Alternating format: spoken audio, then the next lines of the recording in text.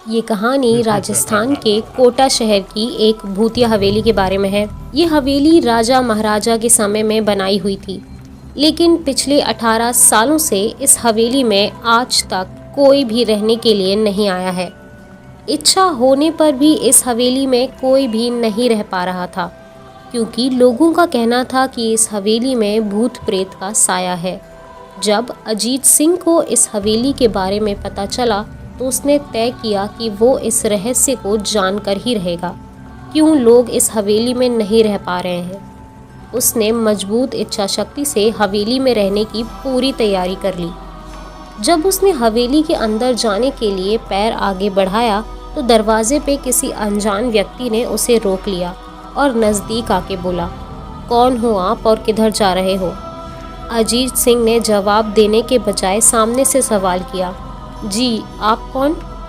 मेरा नाम अर्जुन सिंह है और मैं यहीं पास में ही रहता हूँ।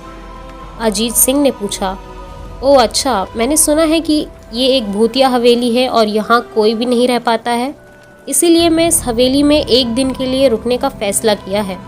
अर्जुन सिंह ने कहा, जी हाँ, आपने बिल्कुल सही सुना है और आप भी अंदर मत जाइए। मेरी माने तो आप भी वापस लौट जाइए, यहाँ बहुत बड़ा खतरा है। ये सुनकर अजीत सिंह बहुत खुश हो गया, जैसे उन्हें कोई लॉटरी लग गई हो।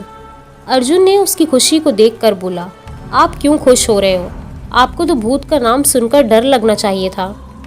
शायद आपको पता नहीं होगा कि मैं भूत प्रेत में काफ़ी दिलचस्पी रखता हूँ। अगर इस हवेली में भूत है तो मैं अंदर ज़रूर जाऊँगा और सारी सच्चाई का पता भी लगाऊंगा। इतना कहकर अजीत सिंह उस हवेली में चले गए। अंदर जाकर अजीत ने अपनी बैग को साइड में रखा और हवेली के चारों ओर देखने लगा। सारे रूम भी चेक कर लिए। बाद में ड्राइंग रूम में आकर सोफे पर बैठ गया। उसने वहां बैठकर दारू के 2-4 पैक भी लगा लिए। वहीं अचानक उस रूम में एक लाइट बल्ब चालू बंद होने लगा, लेकिन अजीत ने उस पर ज़्यादा ध्यान नहीं दिया। थोड़ी देर बाद दूसरा बल्ब भी चालू बंद होने लगा। फिर तो हवेली के सारी लाइटें चालू बंद होने लगी।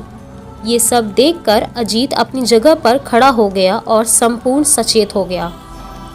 अचानक उसके सामने एक छोटा टेबल हवा में उड़ने लगा। करीबन 6 फीट हवा में ऊपर जाकर गोल गोल घूमने लगा और बाद में अजीत की ओर तेजी से आने लगा। अजीत ने तुरंत ही अपने जगह बदल ली और दूसरी ओर चला गया और वो टेबल वहीं जाकर गिरा जहां अजीत खड़ा था। अजीत कुछ समझ पाता उतने में ही सोफे की सीट उसकी ओर आने लगी।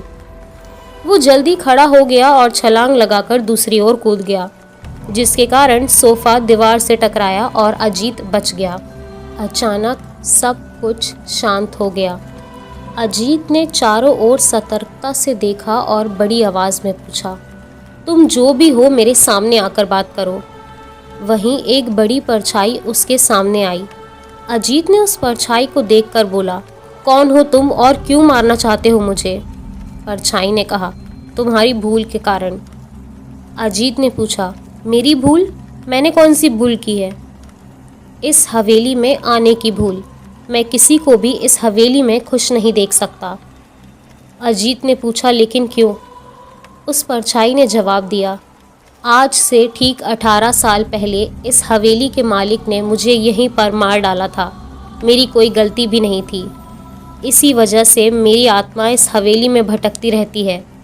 मैं किसी को भी इस हवेली में नहीं रहने दूंगा, क्योंकि इस हवेली में मेरा खून हुआ था। इस हवेली में जो भी रहने आएगा उसकी मौत होगी। अजीत ने कहा, मैं तुम्हें तुम्हारे असली रूप में देखना चाहता हूँ।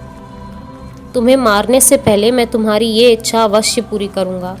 और उस परछाई ने एक भयानक रूप ले लिया। उसका चेहरा इतना भयानक था कि एक क्षण के लिए अजीत भी डर गया, लेकिन दूसरे ही क्षण उसने अपने आप पर काबू पा लिया। बाद में उसने अपनी जेब से सफ़ेद पाउडर निकाला और उस भूत पर फेंक दिया। भूत पर पाउडर पड़ते ही वो जलने लग गया। बड़ी बड़ी ज्वाला उठने लगी और ज़ोर ज़ोर से चिल्लाने लगा और बाद में पूरी तरह जल गया। उसके बाद अजीत ने चैन की सांस ली और वहीं सो गया।